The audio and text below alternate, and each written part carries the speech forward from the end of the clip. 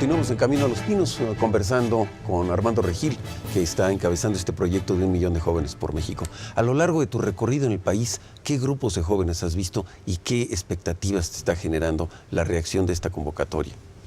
Pues mira, me ha tocado conocer distintos jóvenes, grupos, realidades, y eso es muy interesante porque nos damos cuenta que no podemos dar ciertas cosas por hecho, que a veces creemos que son y punto. En ese sentido, aquí identificamos que uno de los retos más grandes es esa brecha cada vez de los Méxicos no tan distintos, sino tan distantes unos de otros. Entonces, aquí mencionábamos hace un momento que es muy importante los ninis, dónde quedan. Entonces, no únicamente nos limitaremos a la parte de las universidades, sino hacer un recorrido encontrando esos jóvenes, esos lugares donde se reúnen en distintas delegaciones, distintas ciudades, para incluirlos y para que ellos también tengan una voz muy activa. ¿Tú has ido a la sierra? ¿Has estado con grupos indígenas?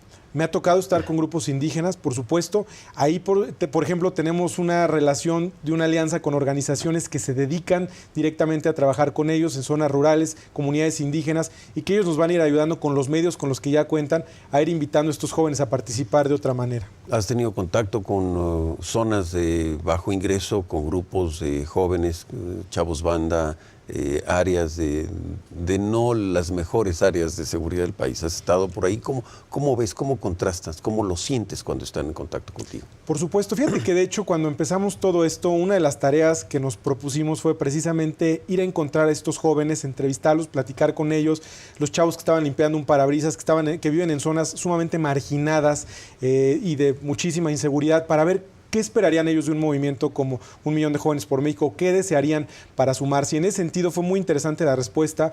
Muchas veces la primera reacción siempre era violenta en el sentido de, nos decían, a mí dame un arma y yo me encargo de hacer la parte que me toca. Entonces, explicarles que esta vez no se trata de una lucha armada, sino de una propuesta distinta, pacífica, en la que nosotros podamos demostrar que las cosas se pueden hacer de una manera completamente diferente a lo que estamos acostumbrados. Entonces, pero ese es el sentimiento, ese enojo, ese coraje, que el reto es cómo canalizarlo en algo propositivo y en algo que de verdad dé resultados. Y en este criterio de violencia, que es uno de los elementos de último recurso, pero de primera opción para muchos para resolver sus diferencias, ¿cómo consideras tú que debe de ser esta nueva etapa de México, esta etapa de transición entre la lucha contra el crimen y la conformación de una nueva etapa de paz social? Yo creo que ahí una gran responsabilidad, insisto, está en manos de la sociedad civil y la sociedad civil organizada, porque nosotros no podemos esperar que el gobierno haga toda la parte que creemos que le corresponde si nosotros no asumimos la responsabilidad y no encontramos la manera en que en esas pequeñas decisiones de todos los días vayamos siendo de una manera diferente. Va a ser muy difícil que alguien, llegue quien llegue, pueda acabar con un problema de esa magnitud. En ese sentido, cada uno tiene que entender, bueno, ¿a mí qué me toca hacer? ¿No? La gente que sabe cuál es su debilidad o sabe cuál es su problema, bueno, pues empezar por ahí. En las comunidades todo el mundo sabe quién es y todo el mundo sabe a qué se dedica, no hay secretos. Entonces, para contrarrestar el crimen organizado, necesitamos no solamente una policía organizada y honesta, sino también una sociedad organizada, ¿no? Una sociedad civil organizada, ¿no? Por supuesto, ya ha habido países que nos han puesto el ejemplo en ese sentido. Yo creo que Colombia es uno de los ejemplos más cercanos y más recientes. Cuando uno ve la política del presidente Uribe, pero sobre todo cuál fue la respuesta de la sociedad civil y cuál fue esa forma distinta de participar y de involucrarse, ahí está la clave de por qué un país pudo en buena medida superar un problema tan grande. ¿Fue un proyecto de liderazgo? ¿Fue un proyecto de sociedad civil organizada? ¿Cuáles fueron los elementos que transformaron ese punto de inflexión en Colombia desde tu punto de vista? Yo creo que sí fue una mezcla, por una parte el liderazgo del presidente Uribe, que ha sido extraordinario, pero por otro lado, por supuesto, ese respaldo de la sociedad civil, porque la gente se dio cuenta que podía participar, ese elemento que es la participación ciudadana, que es lo que le da certeza a la persona. Una persona puede decir, yo discrepo de este gobierno, pero tengo confianza en el sistema, y eso es fundamental. Eso empezó a suceder en Colombia y marcó una gran diferencia. Ojalá que en México nos movamos en esa dirección, que no importa que tengamos diferencias, pero que realmente podamos confiar en el sistema porque podemos participar. Yo creo que es el gran reto de esta elección, ¿no? El poder restituirle la confianza a las instituciones independientemente de quiénes juegue y de quién gane, ¿no? Por supuesto. Tú has estado en contacto con líderes del mundo, Armando. Has estado con personalidades que están realmente moviéndole el timón o le han movido el timón a los países en una u otra dirección. Tú tienes una visión de primera mano de esos liderazgos. Dame un poco de referencia de estos puntos, de estos personajes que has tratado y cómo afectan o cómo inspiran el proyecto del millón de jóvenes en términos de este liderazgo internacional? Mira, esa es una gran pregunta porque precisamente ahí hemos encontrado gran inspiración para este trabajo que estamos realizando el día de hoy.